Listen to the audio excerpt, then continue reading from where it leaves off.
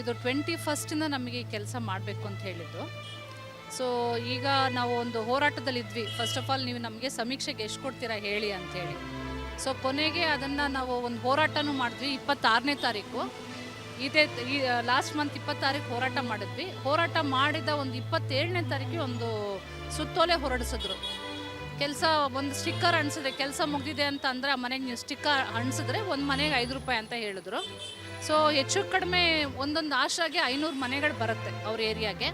So 2,500 ರೂಪಾಯಿ ಬರಬೇಕು ಆ ಲೆಕ್ಕದಲ್ಲಿ ತೊಗೊಂಡ್ರೆ. ಸೊ ಈಗ ನಿನ್ನೆಗೆ ಸಂಪೂರ್ಣ ಸರ್ವೆ ಮುಗಿದಿದೆ. ಅವ್ರ ಲೆಕ್ಕದ ಪ್ರಕಾರ ನಿನ್ನೆ ಮುಗಿಬೇಕಾಗಿತ್ತು, ಮುಗಿಸಿದ್ದಾರೆ. ಸೊ ಇದು ಯಾವಾಗ ಅಮೌಂಟನ್ನು ಕೊಡ್ತಾರೆ ಅದ್ರ ಬಗ್ಗೆ ಸುತ್ತೋಲೆ ಇಲ್ಲ, ಕೊಡ್ತೀವಿ ಅನ್ನೋದು ಮಾತ್ರ ಹೇಳಿದ್ದಾರೆ. ಹೀಗೆ ಮಾಡಿದ್ದೀವಿ ಸರ್ವೆ, ಎಲ್ಲ ಬಿಟ್ಟು ಸರ್ವೆನೇ, ಆಶಾಗಳು ಸಿಗ್ತಾರೆ ಮಾಡಿಸ್ಕೋತಾರೆ. ಸೊ ಒಂದು ಔಟ್ ಹೌಸ್ ಸರ್ವೆ ಅಂತ ಮಾಡಿಸಿದ್ರು ಹಿಂದೆ. ಅದಾದಮೇಲೆ ಇನ್ನೊಂದು ಶಾಲಾ ಬಿಟ್ಟು ಮಕ್ಕಳು, ಆ್ಯಕ್ಚುಲಿ ಇವ್ರದ್ದು ಸರ್ವೆ ಅಲ್ಲ ಅದು, ಶಾಲಾ ಬಿಟ್ಟು ಮಕ್ಕಳು ಇವ್ರ ಕೈಲೇ ಮಾಡಿಸ್ಕೊಂಡ್ರು. ಅದೆರಡಕ್ಕೂ ಹಣ ಬಂದಿಲ್ಲ. ಈಗ ಮೂರನೇದು ಈ ಸರ್ವೆ ಜಾತಿ ಗಣತಿ ಅಂತೇನು ಹೇಳ್ತಾರೆ, ಇದು ಇವ್ರ ಸರ್ವೆ ಅಲ್ಲ, ಇಲಾಖೆ ಸರ್ವೆ ಅಲ್ಲವೇ ಅಲ್ಲ ಇದು ಫಸ್ಟ್ ಆಫ್ ಆಲ್. ಆದರೆ ನಮ್ಮ ಕೈಲಿ ಮಾಡಿಸಿದ್ದಾರೆ.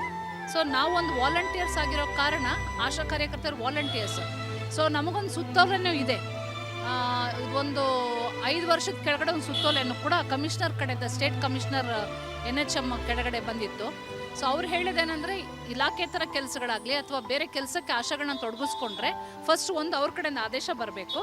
ಮತ್ತು ಅದು ಏನೇ ಕೆಲಸ ಮಾಡಿಸಿದ್ರು ಕೂಡ ಆ್ಯಸ್ ದೇರ್ ವಾಲಂಟಿಯರ್ಸ್ ಅವ್ರಿಗೆ ಹಣ ಕೊಡಬೇಕು ಅನ್ನೋದಿದೆ.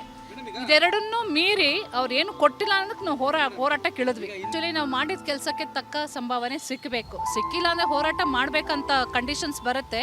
ಒಂದು ಮಾತು ಹೇಳಬೇಕು ಸರ್, ಇತ್ತೀಚೆಗೆ ಆರೋಗ್ಯ ಮಂತ್ರಿಗಳನ್ನ ಮೀಟ್ ಮಾಡಿದಾಗ ಅವ್ರು ಹೇಳಿದ್ರು, ಈ ಥರ ಒಳ ಮೀಸಲಾತಿ ಅಂತೆ ಮತ್ತೊಂದು ಎಲ್ಲದಕ್ಕೂ ನೀವು ಸರ್ವೆ ಕರೀತಾ ಇದ್ದೀರಾ, ಯಾವ ಸಂಭಾವನೆಯೂ ಸಿಗ್ತಾ ಇಲ್ಲ.